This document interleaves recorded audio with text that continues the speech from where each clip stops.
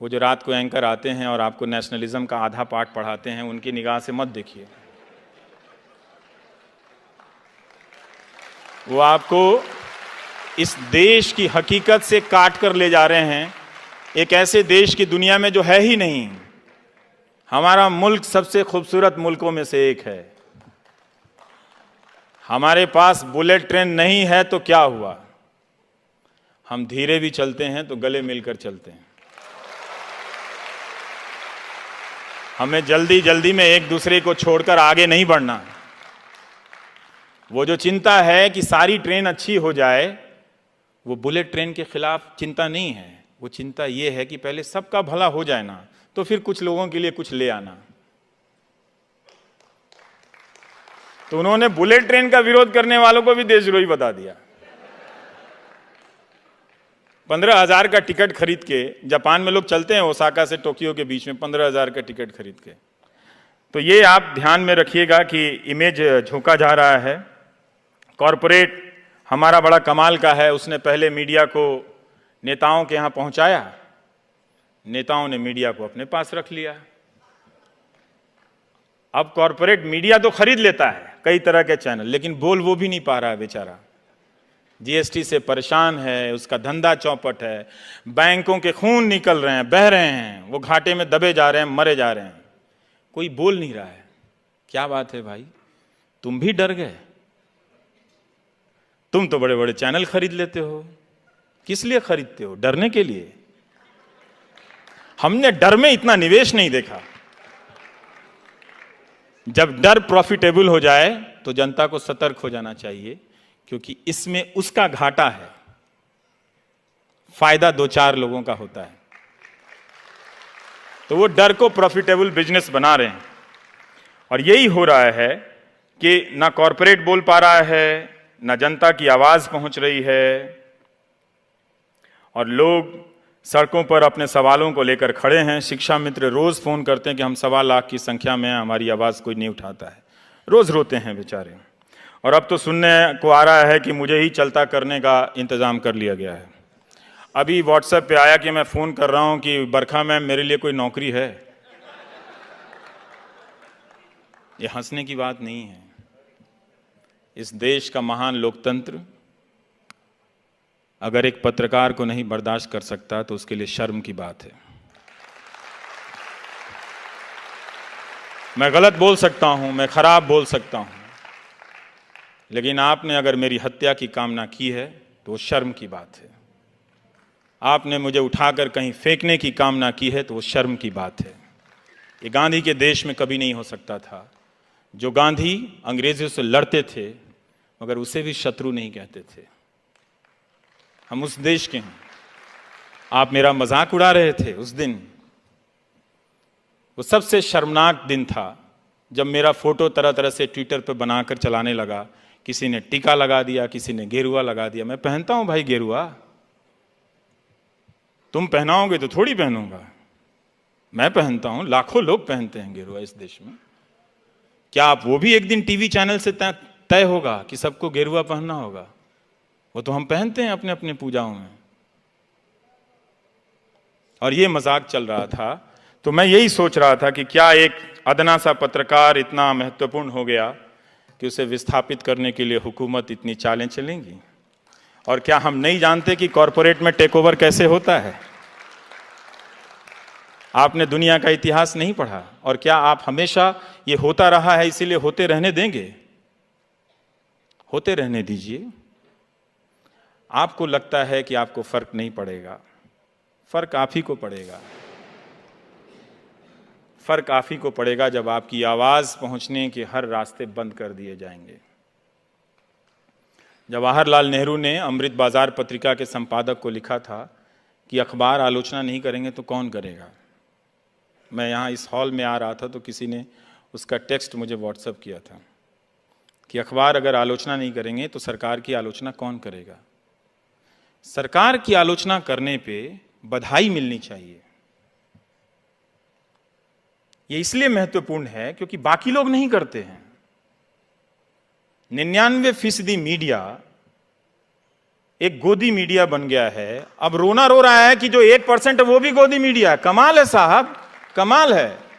सारा मीडिया खरीद के जेब में रख लो और दिन भर प्रोपेगेंडा, हिंदू मुस्लिम एजेंडा चलाते रहो और कहो कि गोदी मीडिया दूसरी तरफ भी है।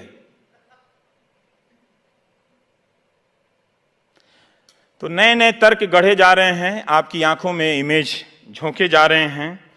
मैं उम्मीद कर सकता हूं कि मेरा समय खत्म हो रहा होगा, लेकिन दो चार बातें यही है कि लोकतंत्र की लड़ाई को आप आउटसोर्स मत कीजिए, गांधी की तरह सत्य के रास्ते पे चलिए, क्योंकि हमारे देश में सच बोलने का इकोसिस्टम नहीं है। इसे हमें स्वीकार कर लेना चाहिए और इस इकोसिस्टम को हमने नहीं बनने दिया है।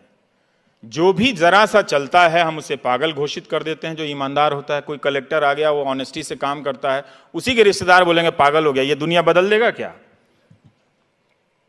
अब तक आप झूठ के साथ खड़े रहे हैं, कुछ साल तक सच के साथ खड़े होने का प्रयास तो कीजिए, हो जाएगा। वो राजा हरिश्चंद्र की जो कहानी सुनाई जाती है कि वो बर्बाद हो गए, बने थे सत्यवादी चलने, पूरा परिवार तहस नहस हो गया, अंत में उनके पास कुछ भी नहीं बचा।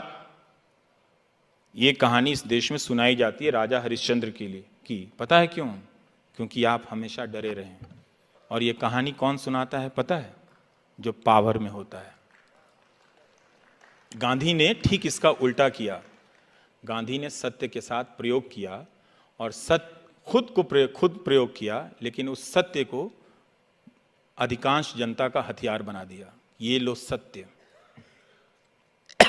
आज सीबीआई और जेल के डर से हमारा अपोजिशन भी नहीं बोलता, और गांधी ने उस सत्य के दम पे लाखों लोगों को, अंग्रेजों की जो डर का सबसे बड़ा कारखाना था, अंग्रेजों का फैक्ट्री थी डर की, जेल, उसमें ले आकर भर दिया। गांधी ने कहा अपने भीतर जेल जाओ और अपने भीतर के डर से आज़ाद हो जाओ। इनके पास टैंक है, तोप है, अफसर हैं, कानून है, सेलुलर जेल है, सब है, लेकिन जिस दिन तुम जेल जाने के डर से आज़ाद हो जाओगे, बाकी आज़ादी मिल जाएगी। ये गांधी का सत्य था। गांधी ने इसी सत्य के लिए अपनी जिंदगी दी। वो कहते थे कि सत्य की खोज में क्रोध, स्वार्थ, घृणा आदि विकार स्वभावतः छूटते जाते हैं, अन्यथा सत्य की प्राप्ति असंभव ही हो जाए। सत्य की खोज में सफलता प्राप्त होने पर मनुष्य में प्रेम और घृणा, सुख और दुख आदि के द्वंद्वों से पूर्णतः मुक्त हो जाता है मनुष्य। और वो अपना पैमाना गांधी बनाते रहते हैं। आप देखेंगे कि गांधी अंतिम तक प्रयोग कर रहे हैं। वो हारते हैं। वो अपनी अहिंसा, जब भारत आज़ाद होता है तो जिस अहिंसा को लेकर वो 30 साल तक प्रयोग करते हैं, वो बिखर जाती है। एक किताब है सुधीर चंद्र की, गांधी एक असंभव संभावना। आप पढ़िएगा कि गांधी आखिरी वक्त में फिर अकेले खुद को जुटाते हैं। वो चाहते थे 125 साल जीना, लेकिन बाद में उनके जीने की इच्छा समाप्त होने लगती है और वो नोआखली चल देते हैं।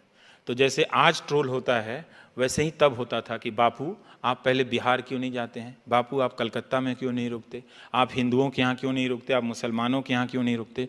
तो दोनों तरफ के जो सांप्रदायिक लोग थे वो गांधी जी का ट्रोल करते हैं। लेकिन गांधी क्या करते हैं उस ट्रोल के बाद? कई बार हम लोग ट्रोल से डर जाते हैं, तो मैं बताना चाहता हूं कि गांधी क्या करते हैं। गांधी उस वक्त एक बात बताते हैं कि हिंदू मुसलमान दोनों हैवान बने हुए हैं, क्या इसमें से निकलने का कोई रास्ता नहीं है? रास्ता तो है, दोनों में से एक जानवर ना बने। जो निखिल डे कह रहे थे, आखिरी बात जो उनकी थी, उस बात को समझिए, दोनों में से एक जानवर ना बने। यही इसमें से निकलने का सीधा रास्ता है, ये गांधी ने कहा था। और वो पहचानते थे। जब ये ट्रोल के जरिए किसी की हत्या पर उत्सव मनाया जाने लगा, यहाँ वहाँ के तर्कों से सवाल किए जाने लगे, तो लोगों ने कहा कि हम तो ऐसे ही थे, भीतर से हम लोग सब कम्युनल थे, बाहर आ गए उसमें। तो बाहर कम्युनल आए तो खराब लगे, तो उसमें नेशनलिज्म थोड़ा सा ऊपर से डाल दो, उसमें मलाई। तब भी गांधी जी कहते हैं कि जो बहुत हिंसा होने लगती है, कि हम लाचारी से अहिंसक बने हुए थे, मगर हमारे दिल में तो हिंसा भरी हुई थी। अब जब अंग्रेज यहाँ से हट रहे हैं तो हम उस हिंसा को आपस में लड़कर खर्च कर रहे हैं। हम आज भी उस हिंसा को आपस में लड़कर खर्च कर रहे हैं। अपने भीतर की अहिंसा को पहचानिए, उसमें बहुत शक्तियां हैं। ये वो शक्तियां हैं जो इस मुल्क में बेपनाह मोहब्बत भर देंगी। इस मोहब्बत के सहारे आप कम रोटी खाकर भी मुस्कुराएंगे, जनरल क्लास में भी चलकर मुस्कुराएंगे। ये मोहब्बत नहीं रहेगी तो बुलेट ट्रेन में भी आप डरे रहेंगे कि कोई मुहर्रम या विसर्जन के समय पत्थर तो नहीं फेंक देगा। तो हमारे आपस के विश्वास को आप कम मत कीजिए। मीडिया जो हिंदू मुसलमान कर रहा है उसका एक ख़ास मकसद है।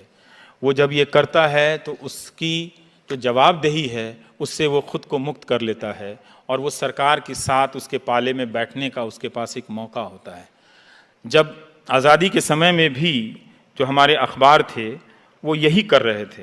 तो गांधी जी ने लिखा था कि क्यों नहीं आती हमारे अखबारों में ये चीज़ें इतनी गहरी चली गई हैं कि अपने पराये की सांप्रदायिक भावना, सांप्रदायिक अलगाव, जिसे विभाजन के बाद राष्ट्रवाद ने पैना कर दिया कि हमारे अखबार हमारी अपनी करतूतें नहीं छापेंगे।